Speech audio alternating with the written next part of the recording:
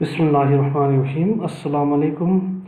आज एक बहुत ही अहम टॉपिक के साथ, एक बहुत ही अहम मौजू के साथ मैं आप लोगों की खिदमत में हाज़िर हुआ हूँ। आज की टॉपिक है एमएस वर्ड के अंदर हम मुख्तलिफ़ किस्म के टेबल कैसे इंसर्ट कर सकते हैं। ज़ाहिर है टेबल रो और कॉलम से मिलकर बनते हैं, तो आप जितनी मर्ज़ी आप इसमें रो डालें, कॉलम डालें, इसी हिसाब से फिर टेबल बनते हैं। तो चूँकि आज की टॉपिक इसलिए भी अहम है कि ये टेबल एमएस वर्ड के अंदर सबसे अहम मौजू है और इसके अंदर बहुत सारे ऑप्शंस है, बहुत सारे फंक्शंस हैं। अगर किसी बिगिनर ने जो अभी अभी कंप्यूटर का काम सीख रहे हैं या एमएस वर्ड के अंदर वो काम करना सीख रहे हैं, अगर उन्हें टेबल इंसर्ट करने के बाद टेबल के अंदर जितने जो फंक्शंस है, काम है, और टेबल के अंदर जितने जो शॉर्टकट्स हैं, फार्मूलेज हैं, अगर ये प्रॉपर तरीके से ये सारी चीज़ें अगर वो समझ गए, सीख गए, तो फिर इनके लिए प्रोफेशनल लाइफ में कोई मसला नहीं है। क्योंकि एमएस वर्ड के अंदर आम तौर पर कॉमनली मुख्तलिफ़ किस्म की चीज़ें न सिर्फ हम डिज़ाइन कर सकते हैं, बल्कि मुख्तलिफ़ फॉर्म वगैरह, मुख्तलिफ़ चीज़ें, डिज़ाइन, ड्राइंग वगैरह जब हम बनाते हैं तो इसके अंदर टेबल का बहुत अहम रोल होते हैं।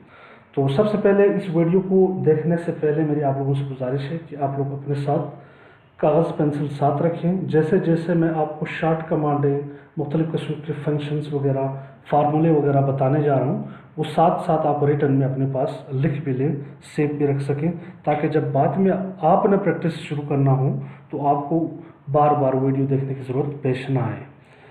तो सबसे पहले फाइल खोल लेता हूँ। इस फाइल के अंदर हम एक टेबल इंसर्ट करेंगे। तो टेबल एमएस वर्ड के अंदर टेबल इंसर्ट करने की बुनियादी तौर पर 3 तरीके हैं। पहला तरीका है माउस के ज़रिए इंसर्ट करना। ज़ाहिर है आप जब माउस को ऊपर टैब बार पे ले जाकर आप इंसर्ट पे दबाओगे तो इस इंसर्शन के हवाले से जितनी ऑप्शंस हैं ये सारे आ जाएंगे। इनमें इसी इंसर्ट टैब के नीचे आपको टेबल का आइकन भी नज़र आ रहे हैं। तो इस टेबल के आइकन पे नज़र क्लिक करेंगे तो फिर यहाँ पे जितनी रो, जितनी कॉलम आपने सेलेक्ट करना है, उसी के ऊपर आप जैसे जैसे इंसर्ट करते जा रहे हैं, आप यहाँ स्क्रीन पे आपको नज़र आ रहे हैं, उधर कॉलम, नंबर ऑफ़ द रोज खुद बहुत इंसर्ट हो रहे हैं। ठीक है, यहाँ पे 10 कॉलम 10 रो, इसकी तादाद लिमिटेशन है। अब मैंने यहाँ पे क्लिक कर दिया, 10 कॉलम आ गया और 10 रो आ गया, यानी ऊपर से नीचे ये 10 कॉलम आ गया, दाएं से बाएं जिसको हम रो कहते हैं, ये 10 आ गया। ये लिमिट, इसकी तादाद बहुत महदूद होती है, ठीक है ना। आप माउस के ज़रिए एक छोटा सा आप टेबल इंसर्ट कर सकते हैं, इसकी एक मखसूस लिमिटेशन होती है। तो इसके बाद दूसरी तरीका टेबल इंसर्ट करने का ये है कि आप शिफ्ट बटन को दबाएं। शिफ्ट बटन को दबाने के बाद आप प्लस को दबाएं।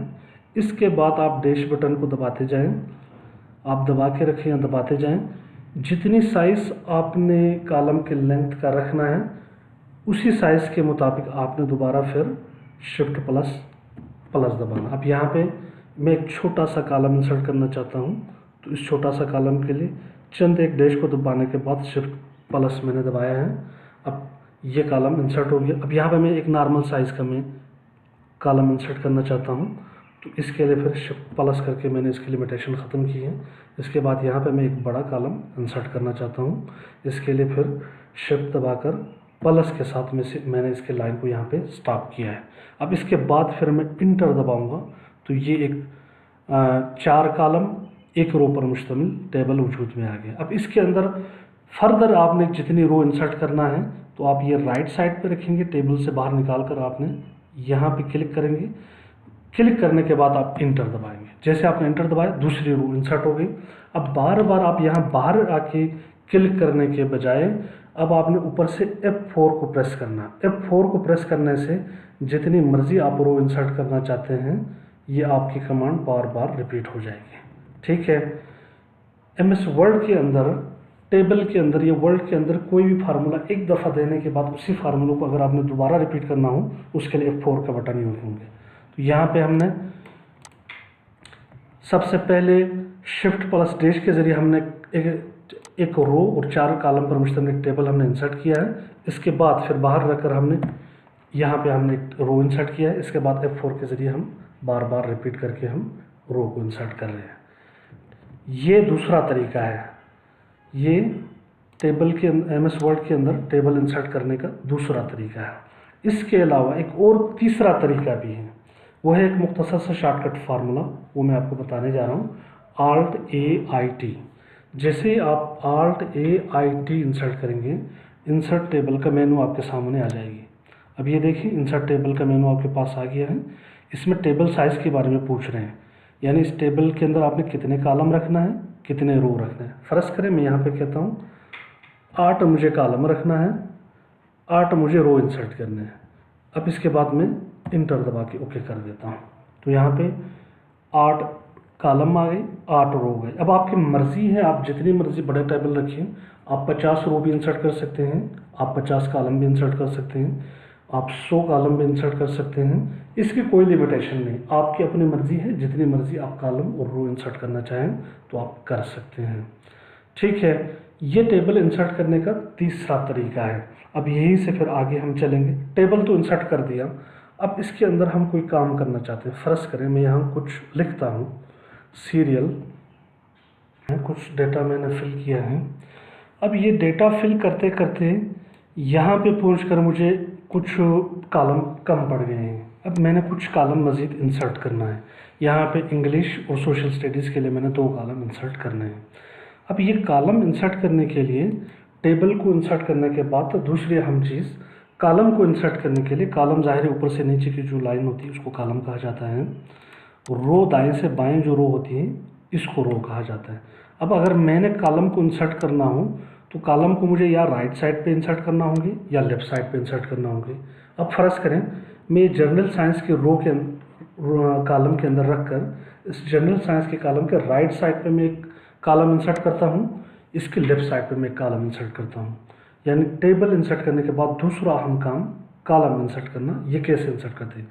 फ़र्ज़ करें पहला फार्मूला राइट साइड पे इंसर्ट करने के लिए मैं बता रहा हूँ आपको, Alt+A+I+R, यानी अगर राइट साइड पे अगर आपने कॉलम इंसर्ट करना हो Alt+A+I+R, ठीक है। ये जनरल साइंस की राइट साइड पे ये कॉलम इंसर्ट हो गया है। अब ये जनरल साइंस का जो कॉलम है, इसके लेफ़्ट साइड पे अगर मैंने कोई कॉलम इंसर्ट करना हो Alt+A+I+L, यानी तीसरी शॉर्ट कमांड है जो मैं आपको बता रहा हूँ।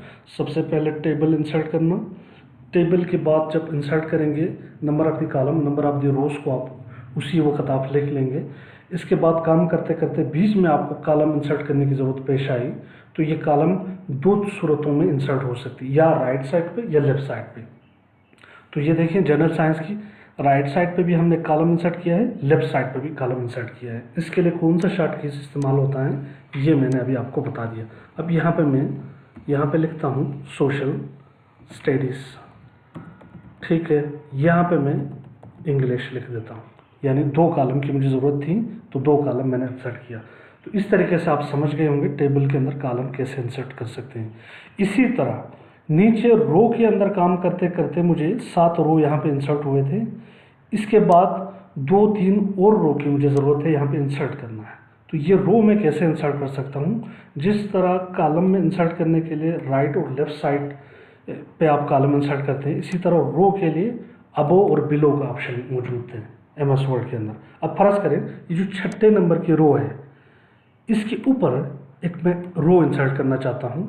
इसके लिए एक छोटा सा शॉर्ट कमांड है Alt+A+I+A, यानी आपने अबो जितनी कॉलम इंसर्ट करना है किसी भी लाइन में रखेंगे। जो MS वर्ड के अंदर लेफ़्ट टू राइट या राइट टू लेफ़्ट जो लाइन होती है इसको रो कहा जाता है।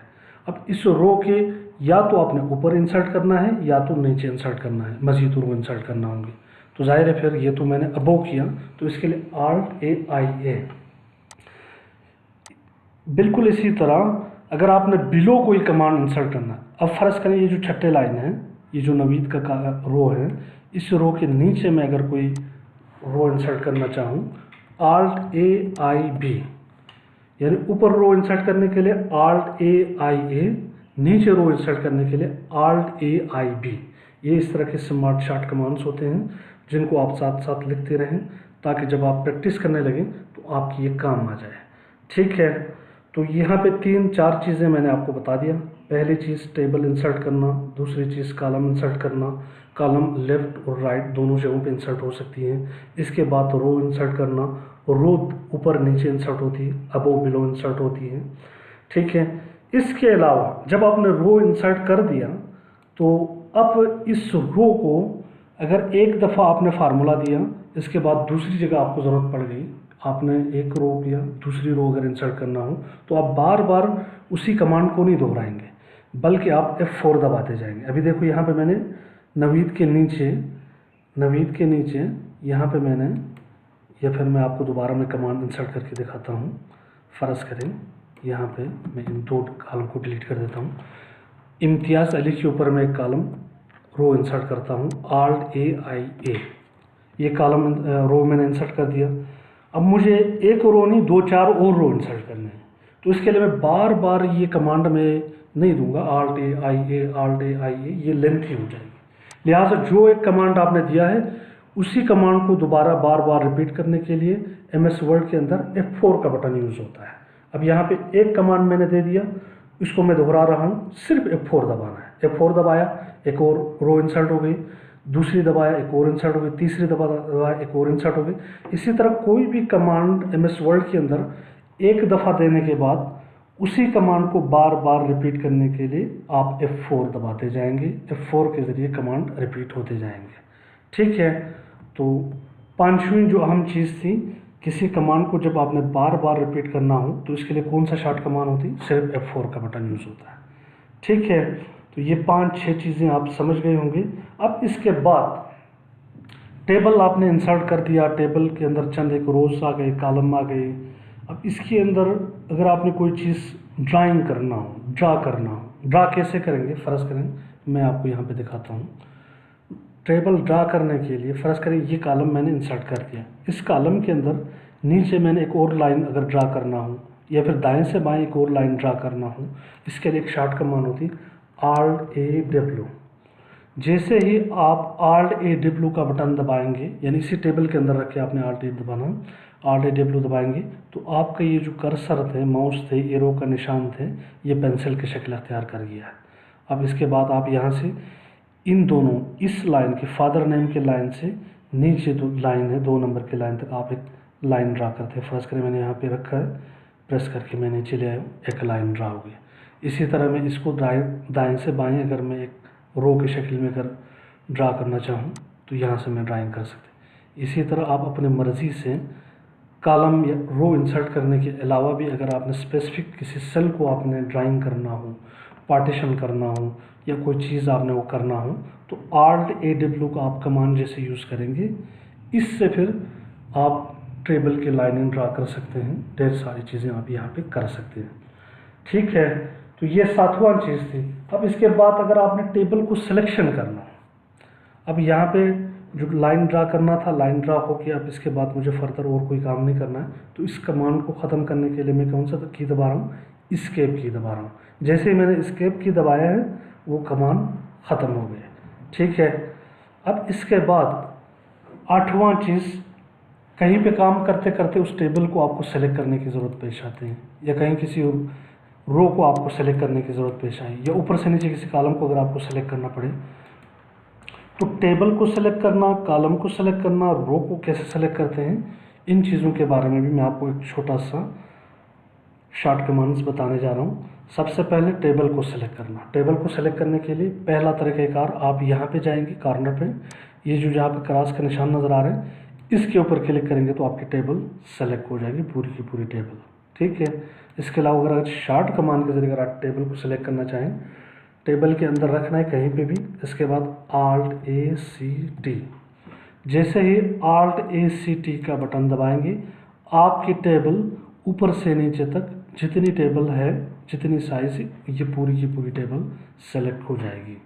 लेकिन अगर आपने सिर्फ टेबल को सेलेक्ट नहीं करना है, बल्कि इसकी किसी मखसूस कॉलम को सेलेक्ट करना है, सिर्फ कॉलम को ऊपर से नीचे तक आपने सेलेक्ट करना है, तो इसके लिए क्या है, Alt-A-C-C, यानी कॉलम को सेलेक्ट करने के लिए, टेबल को सेलेक्ट करने के लिए क्या था, Alt-A-C-T।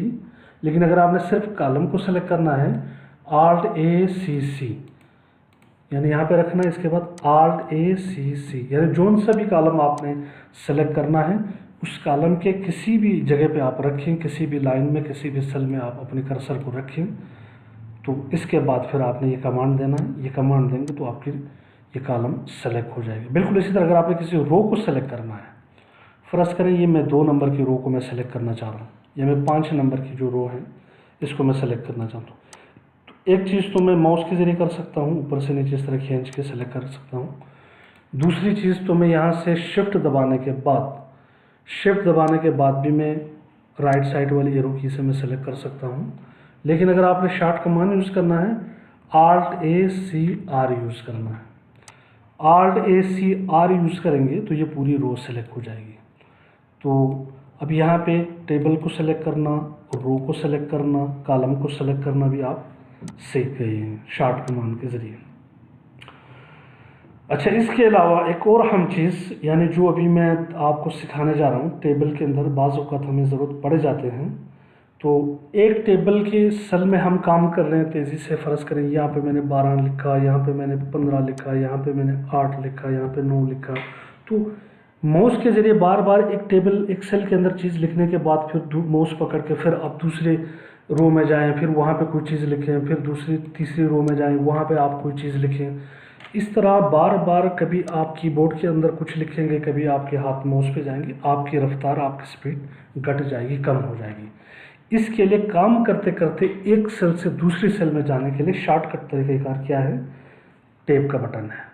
आप टैब दबाएंगे, अगली रो में चले जाइए। फ़र्ज़ करें मैं यहाँ पे हूँ फादर में, अगर दूसरे में जाना चाहता हूँ, उर्दू में मैंने कुछ लिखा, अगले रो सेल में गया, कुछ लिखा, इसके लिए आप टैब का बटन दबाते जाएंगे। लेकिन अगर आपने वापस आना है, सेम उसी तरीके से लिखते लिखते फिर फ़र्ज़ करें केमिस्ट्री की कॉलम में कुछ चीज़ गलत हो गई, जो एस से लिखा है ये गलत हो गई, अब इसको मिटाना है। इसको मिटाने के लिए वापस आने के लिए तरीक़ेकार क्या है, शिफ्ट को दबाकर आपने टैब दबाना है, तो फिर आप वापस आएंगे। शिफ्ट दबाकर टैब दबाते जाएंगे, आप वापस आएंगे, सिर्फ टैब दबाते जाएंगे, आप एक सेल से दूसरे से तीसरे में जाएंगे। तो उम्मीद है कि आपको ऊपर नीचे जाने का फिर आपको समझ गए होंगे, यानी टेबल के अंदर आपके कर्सर को आप कैसे मूव करते हैं शॉर्टकट के ज़रिए, बिना माउस को छुए आप टैब या शिफ्ट टैब के साथ ऊपर नीचे दाएं बाएं आप हरकत कर सकते हैं। ठीक हो गया। अब इसके बाद टेबल को इंसर्ट करना, रो को इंसर्ट करना, कॉलम को इंसर्ट करना, इनको सिलेक्शन करना, ये सारी चीज़ें आप सीख गए। तो अगर किसी कॉलम को आपने डिलीट करना है, आपने टेबल इंसर्ट कर दिया, फ़र्ज़ करें कॉलम की तादाद ज़्यादा हो गई, किसी कॉलम को अगर आपने डिलीट करना हो तो इसके लिए क्या करना है, पहली चीज़ पूरी टेबल को डिलीट करना मैं सिखाऊंगा, दूसरी चीज़ कॉलम को, तीसरी चीज़ रो को। यानी शॉर्ट कमांड के ज़रिए स्मार्ट तरीके से आप कैसे इनको डिलीट कर सकते हैं। फ़र्ज़ करें सबसे पहले अगर मैंने पूरी टेबल को डिलीट करना हो तो इसके लिए सबसे पहले मैं टेबल को सेलेक्ट करूँगा Alt+C करके, इसके बाद मैं बैक स्पेस दबाऊँगा। यानी टेबल को सेलेक्ट करने के बाद जैसे ही मैंने बैक स्पेस दबाया आपका टेबल गायब, यानी पूरी टेबल को डिलीट करने का तरीक़ेकार ये है। लेकिन अगर आपने किसी सिर्फ कॉलम को सेलेक्ट डिलीट करना हो तो आपने क्या करना है, उस कॉलम के अंदर रखना है, उस कॉलम के अंदर पूरी टेबल को डिलीट करने के लिए टेबल को सेलेक्ट होना ज़रूरी है। लेकिन अगर कॉलम को डिलीट करना है, कॉलम को सेलेक्ट होना ज़रूरी नहीं है। इसी कॉलम के किसी भी रो में, किसी भी सेल में आपने अपना कर्सर आपने रखना है, के लिए किसी भी जगह रख के इसके बाद Alt+A+D+C, यानी Alt+A+D+C करूँगा तो ये कॉलम डिलीट हो जाएगी। फ़र्ज़ करिए सोशल स्टडीज़ वाला कॉलम, इसके अंदर मैंने अपना एरो की पॉइंटर मैंने रखा है। अब इसके बाद मैं इस कॉलम को डिलीट करना चाहता हूँ ऊपर से नीचे पूरी कॉलम को, तो इसके लिए क्या करूँगा, Alt+A+D+C, देखिए पूरी कॉलम डिलीट हो गया। अब इसी तरह अगर आपने किसी रो को डिलीट करना है, फ़र्ज़ करें मैं 1 नंबर रो को डिलीट करता हूँ, तो इसके लिए भी आपको रो को सेलेक्ट करना ज़रूरी नहीं, बल्कि इसी रो के किसी भी सेल के अंदर आपने अपना पॉइंटर को रखना है। रखने के बाद Alt+A+D+R कर देंगे, Alt+A+D+R कर देंगे तो वो रो ऑटोमेटिकली डिलीट हो जाएगी। तो इंसर्ट करना, टेबल को इंसर्ट करना, रो को इंसर्ट करने के बाद अब इनको डिलीट कैसे करते हैं, कॉलम को, टेबल को, रो को, तो आप स्मार्ट तरीके से ये कैसे कर सकते हैं ये भी उम्मीद है आप समझ गए होंगे। अगर किसी को कोई चीज़ समझ ना आए, कहीं कोई कन्फ्यूजन रह गए, आप लाजिमन आप नीचे कमेंट्स करें, मैं दोबारा आप लोगों के लिए वीडियो रिकॉर्ड करूँगा और सारी चीज़ें बड़ी तफसील के साथ मैं समझाऊँगा। थैंक यू, अल्लाह हाफिज़।